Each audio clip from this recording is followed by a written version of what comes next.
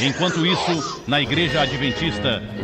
Se você acredita na volta de Jesus, você é adventista. Se você acredita na volta de Jesus, você é adventista.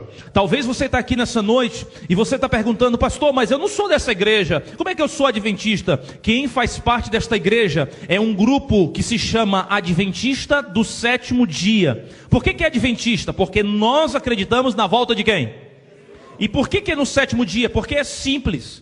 Porque a gente guarda o sétimo dia. Por que a gente não guarda um outro dia? Porque não está na Bíblia um outro dia. Por que não está na Bíblia um outro dia? Por que a gente tem que guardar então só um, não são todos? É porque está na Bíblia. Essa igreja só faz o que está na Bíblia e nada mais. Essa igreja só faz o que está na Bíblia e nada mais.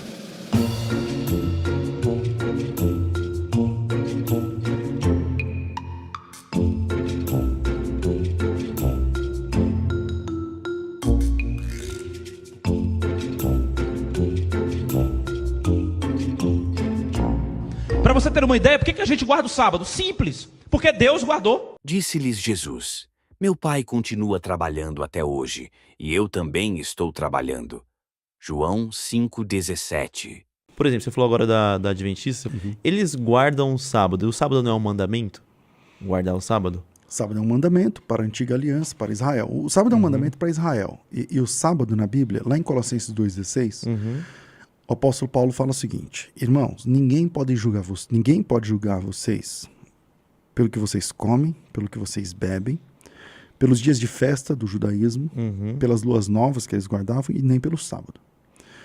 Então, no Novo Testamento, Colossenses 2,16 diz que nós não podemos ser julgados pelo sábado. Então, o que é o sábado? E o próximo versículo diz assim: porque essas coisas são sombra do que havia de vir, mas a imagem mesmo está em Cristo. Ou seja, o sábado é uma sombra da verdade. Então, se você levantar a mão aqui nessa mesa, tem uma sombra. Essa sombra, eu posso dizer, essa sombra é uma mão com 5 dedos, não sei o que lá. Mas essa aqui é a verdade. Sombra, verdade. Sombra, verdade. O sábado é uma sombra. Cristo é a realidade. Por exemplo, quando Cristo disse lá em Mateus 11:28, vinde a mim, vocês estão cansados e oprimidos. É um texto bem conhecido. Eu vos aliviarei, não sei o que lá, tomai sobre mim o meu jugo, aprendei de mim que sou bom e humilde de coração, e encontrareis descanso para a vossa alma.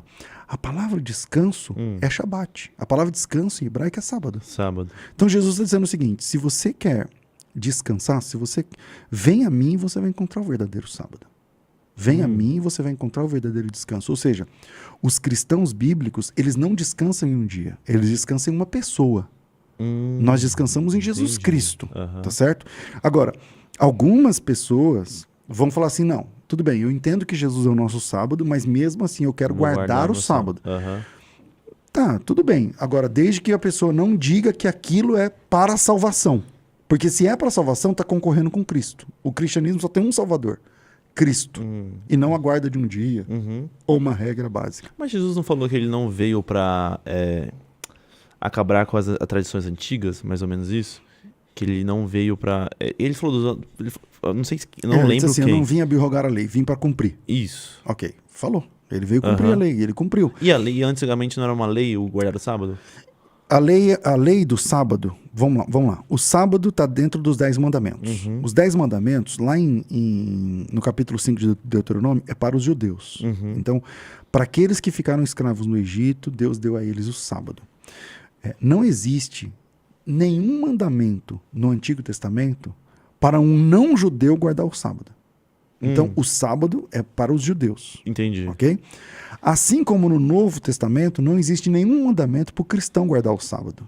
Então, como a gente entende a lei do sábado no Antigo Testamento? Ele está lá dentro do decálogo, dos 10 mandamentos, apontando para algo muito maior. Um descanso que não é um descanso de dia, não é um descanso do cansaço, mas o descanso da sua alma.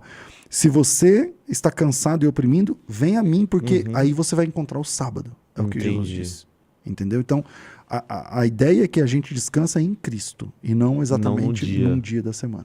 Você zombou da nossa pequena sinagoga e da Torá. Vai nos dizer seu nome, sua linhagem, Primeiro você, e agora seus discípulos estão fazendo o que não é permitido no sábado. Vocês não leram o que fez Davi quando ele e seus companheiros estavam com fome? Ele entrou na casa de Deus, no templo de Aimeleque, o sacerdote, e comeu os pães da presença, o que não lhes era permitido fazer, mas apenas aos sacerdotes. Então você se compararia com Davi? Essa foi uma emergência. Ou vocês não leram na lei que, no sábado, os sacerdotes no templo profanam esse dia, contudo, ficam sem culpa? Isso é para os levitas. Você é um levita? Da linhagem sacerdotal? Eu lhes digo que aqui está o que é maior do que o templo. Se soubessem o que significam essas palavras, desejo misericórdia, não sacrifícios, não teriam condenado inocentes.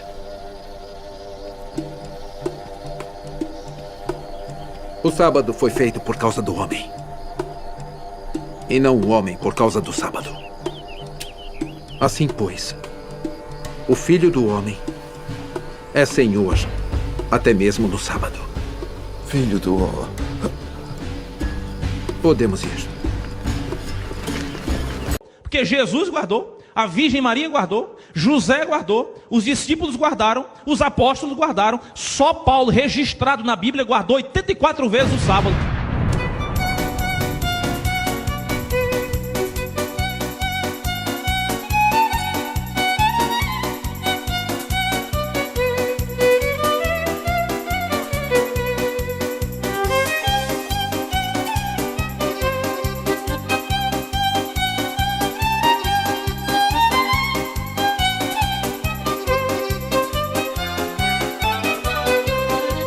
A igreja do passado guardou, a igreja do passado guardou. A igreja do passado guardou. Como Cristo é o Senhor do sábado, isto é, o sábado é que se submete a ele. Vejamos as razões pelas quais os cristãos observam o domingo. Primeiro, Cristo ressuscitou no primeiro dia da semana. O primeiro dia da semana foi o dia especial das manifestações de Cristo ressuscitado. Ele manifestou-se pelo menos 5 vezes no primeiro domingo e outra vez no domingo seguinte. O Espírito Santo foi derramado no dia de Pentecostes, no dia de domingo. Os cristãos dos tempos apostólicos costumavam se reunir aos domingos para celebrar a ceia do Senhor, pregar e separar suas ofertas para o Senhor. Atos capítulo 20, verso 7, 1 Coríntios capítulo 16, 1 e 2. Agora deixe-me só trazer o testemunho da história da igreja. Então eles dizem que foi só a partir de Constantino que o domingo virou o dia oficial da guarda dos cristãos. Mas eu quero ler aqui a carta de Barnabé, datando do ano 100, portanto 300 anos antes de Constantino. Nós celebramos o primeiro dia com regozijo, no qual Jesus ressuscitou da morte e após ter aparecido subiu aos céus. Carta de Barnabé, datando do século I. A igreja do passado guardou. Inácio de Antioquia, no ano 107, diz assim: não sejais enganados com doutrinas estranhas, nem com fábulas velhas que não são proveitosas, pois se ainda vivemos conforme a lei judaica, reconhecemos que não recebemos a graça. Se, portanto, aqueles que foram educados segundo a antiga ordem de coisas alcançaram a posse de uma nova esperança, não mais devem observar o sábado, mas viver na obediência do dia do Senhor, no qual também nossa vida reviveu por ele e por sua morte. Aqui é Inácio de Antioquia, no ano 107, já falando que era, não mais se guardava o sábado, mas o primeiro dia da semana. A igreja do passado guardou. Justino Mártir, no ano 145, e no dia chamado domingo, todos, quer da cidade, quer do campo, nos reunimos em um lugar, lemos as memórias dos apóstolos e dos profetas, trazem pão e vinho, dando graças, o presidente ora e o povo responde amém. Todos nós fazemos reuniões comunitárias aos domingos, porque é o primeiro dia da semana, no qual Deus formou o mundo, e porque nesse dia o nosso Senhor e Salvador Jesus Cristo ressuscitou dos mortos. Estou lendo Justino Mártir, do ano 145. A igreja do passado guardou. Dionísio de Corinto, do ano 170, no seu comentário às cartas paulinas, no primeiro capítulo afirma que a igreja havia passado a guardar o dia do Senhor, que é o domingo. A igreja do passado guardou. Deus criou o universo em 6 dias e descansou no 7º dia. E lá no 4º mandamento está ordenado a você trabalhar 6 dias na semana e descansar o 7º dia. O que Deus está estabelecendo é que você precisa trabalhar e você precisa descansar. O sábado, a palavra sábado, tanto no hebraico quanto no grego, significa literalmente descanso. Descanso. Então, Deus descansa da obra da criação. E Deus nos ordena a tirar um dia na semana para adorá-lo, para reconhecê-lo como nosso Deus e como nosso provedor. Agora, deixa eu dizer uma coisa. O sábado, à luz de Oséias, capítulo 2, versículo 11, haveria de cessar. E diz a Bíblia em Colossenses 2,16 que o sábado era uma sombra da realidade que havia de vir. Porque o nosso verdadeiro descanso é o Senhor Jesus Cristo. E é por isso que no tempo da graça, da redenção em Cristo Jesus, nós vamos entender como o sábado se cumpriu em Cristo. Ele é maior do que o sábado. O homem não foi criado por causa do sábado, e sim o sábado por causa do homem. E é por isso que Jesus ressuscitou no domingo. É por isso que Jesus apareceu aos seus discípulos no domingo. É por isso que Jesus derramou o Espírito Santo sobre a igreja no domingo. É por isso que a igreja cristã se reunia para celebrar a ceia e para fazer as suas ofertas no domingo. É por isso que o Senhor Jesus apareceu a João na ilha de Patmos no domingo. E o domingo, então, é o dia em que nós celebramos a vitória de Cristo sobre a morte, a nossa gloriosa redenção. A igreja do passado guardou, a igreja hoje guarda. A igreja hoje guarda. Todos os cristãos, desde os apóstolos, desde os pais da igreja, desde os reformadores, desde os puritanos e desde toda a igreja cristã ao longo destes 20 séculos, observa o domingo como o dia do Senhor, o dia que a igreja reserva para estar na casa de Deus, adorando a Deus e fazendo a obra de Deus. E Isaías diz que no céu nós vamos guardar o sábado. É só por isso. E Isaías diz que no céu nós vamos guardar o sábado. É só por isso. Uma leitura rápida desse verso pode realmente levar a pessoa a crer que o Adventista está certo quando ele diz, olha lá, de um sábado a outro, tá vendo? Olha lá, vamos guardar o sábado. Mas se você ler com calma, você, mais atento ao que diz o texto, você vai ver o quê? Que de um sábado a outro, nada mais quer dizer do que a semana toda. Ou todos os dias, né? Eu acho que, de um sábado a outro, de um domingo a outro, de uma segunda a outra. Mesma coisa, semana toda. Nós iremos adorar a Deus todos os dias da semana. Além disso, gente, é importante também a gente levar em consideração que a perspectiva ali do profeta no Antigo Testamento, que ele tinha, quando ele profetizava algo tão distante no futuro, você tem que se colocar no lugar do cara. Ele tinha que usar algo que ele estava acostumado ali no seu tempo como referência. Tá? E, assim, até porque ele usa, além de um sábado a outro, ele usa também o termo de uma lua nova a outra. Isso não quer dizer que a gente vai ter que celebrar as festas de lua nova no Nova Jerusalém, tá? Não. Mas se, de acordo com o pensamento adventista, esse verso ele serve para provar que a gente deve guardar o sábado, então a gente também deve guardar as luas novas. Deve celebrar as luas novas, né? De acordo com esse texto aí. Vamos ler mais uma profecia do profeta Isaías, vocês vão ver como tinha ali essa questão do ponto de vista do profeta da época, onde ele acoplava ali, implementava algumas referências locais e pontuais na época dele, para tentar explicar as coisas que ele via. Uma coisa que alguém tem uma visão do futuro daqui a 2.000 anos, 3.000 anos, o que vai acontecer? Gente, ele não sabe, a tecnologia vai ser absurda.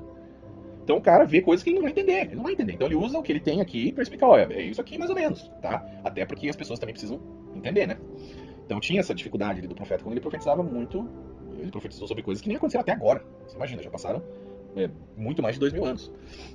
Olha esse verso aqui. Também dentre todas as nações trarão os irmãos de vocês ao meu santo monte em Jerusalém, como oferta ao Senhor. Virão a cavalo, em carros e carroças e montados em mulas e camelos. Diz o Senhor, farão como fazem os israelitas quando apresentam as suas ofertas de cereal, trazendo-as em vasos cerimonialmente puros. E também escolherei alguns deles para serem sacerdotes e levitas, diz o Senhor, em Isaías 66, 20 e 21. Bom, será que o sacerdócio levítico vai ser restaurado na Nova Jerusalém?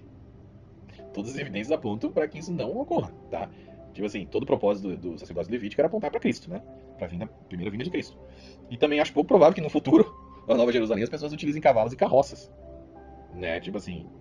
Não. Então, tudo aponta para uma perspectiva que o profeta tinha naquela época. Ele utilizava alguns termos, algumas coisas da época para poder explicar um pouquinho do que viria a acontecer no futuro, numa visão mais escatológica, né?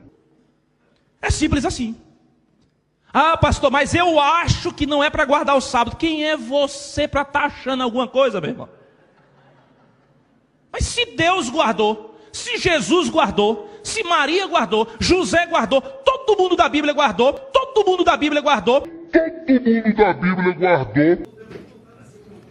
Eu não ouvi o que eu ouvi? Tu também subiste ao monte Sinai e falaste com eles desde os céus, e lhes deu juízos retos, leis verdadeiras, estatutos e mandamentos bons. E o teu santo sábado lhes fizeste conhecer, e preceitos, estatutos e leis lhes mandaste pelo ministério de Moisés, teu servo. Neemias 9, 13 e 14.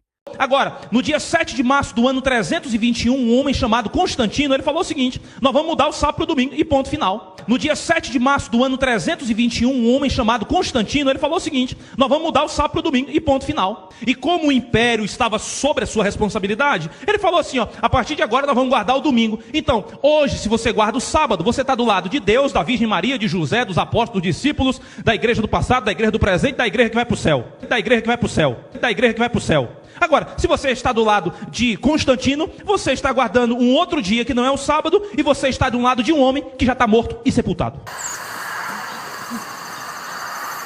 Deus nunca esquece de um servo fiel. Essa é a sepultura de Guilherme Miller, um homem que fez um trabalho louvado, um trabalho respeitado. Foi ele que começou um grande movimento e a Igreja Adventista tem grande respeito por esse homem. Nessa sepultura estão seus restos mortais. Ellen White menciona em primeiros escritos, que o pó desse homem é velado por anjos. Isso é uma coisa muito séria. Eles estão aqui agora, porque eles estão guardando a sepultura de um homem que irá ressuscitar ao som da última trombeta. Ele creu na volta de Cristo e ele verá Jesus voltando. Por isso eu e você devemos ser fiéis a esse Deus, porque Ele nunca nos abandonará. Um abraço. E você está de um lado de um homem que já está morto e sepultado. E você está de um lado de um homem que já está morto e sepultado. Dá para tu entender o porquê que a gente guarda o sábado?